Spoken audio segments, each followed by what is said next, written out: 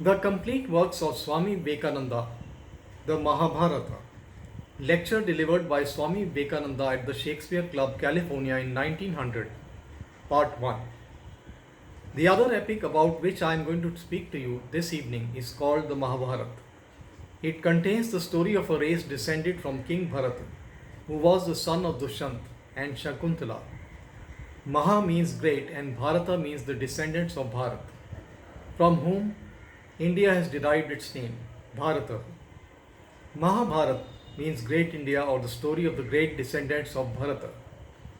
The scene of this epic is the ancient kingdom of the Kurus, and the story is based on the great war which took place between the Kurus and the Panchalas. So the region of quarrel is not very big. This epic is the most popular one in India, and it exercises the same authority in India as Homer's poems did over the Greeks. As ages went on, more and more matter was added to it, until it became a huge book of about 100,000 couplets. All sorts of tales, legends, and myths, philosophical treatises, scraps of history, and various discussions have been added to it from time to time until it is a vast, gigantic mass of literature. And through all runs the old original story. The central story of the Mahabharata is of a war between two families of cousins. One family called the Kauravas, the other the Pandavas, for the empire of India. The Aryans came into India in small companies. Gradually, these tribes began to expand until at last they became the undisputed rulers of India. And then arose this fight to gain the mastery between two branches of the same family. Those of you who have studied the Gita know how the book opens with a description of the battlefield, with the two armies arrayed one against the other. That is the war of the Mahabharata. There were two brothers, the son of the emperor.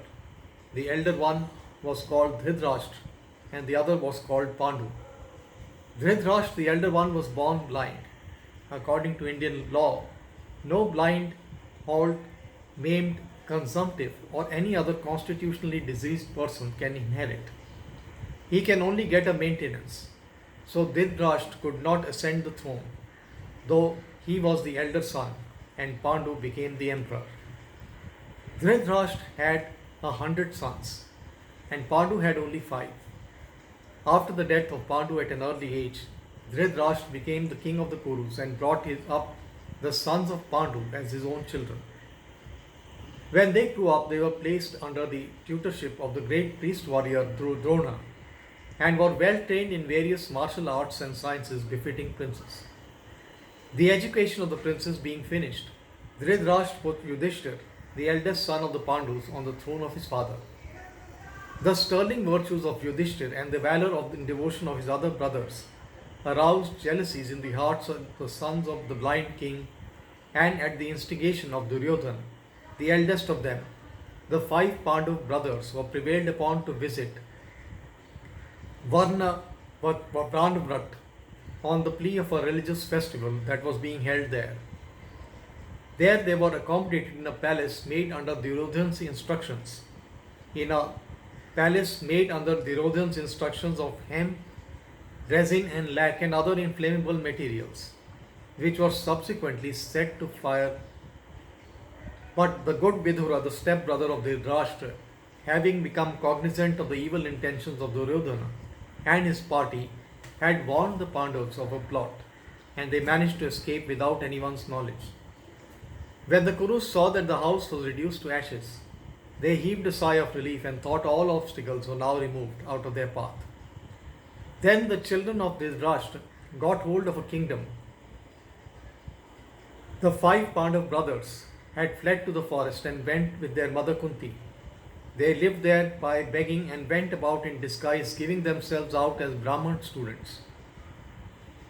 Many were the hardships and the adventures they encountered in the wild forest, but their fortitude of their mind and strength and the valor made them conquer all the dangers. So things went on until they came to hear of the approaching marriage of a princess of a neighboring country. I told you last night of a peculiar form of ancient Indian marriage. It was called Swamvara, that is, the choosing of a husband by the princess. A great gathering of princes and nobles was assembled, amongst whom the princess would choose their husband. Preceded by the trumpeters and heralds, she would approach carrying a garland of flowers in her hand. At the throne of each candidate for her hand, the praises of that prince and all his great deeds in battle would be declared by the heralds. And when the princess decided which prince she would desire to have as a husband, she would signify the fact by throwing the marriage garland round his neck. Then a ceremony would turn into a wedding. King Drupad was the great king of the Panchalas, and his daughter Draupadi, famed far and wide for her beauty and accomplishments, was going to choose a hero.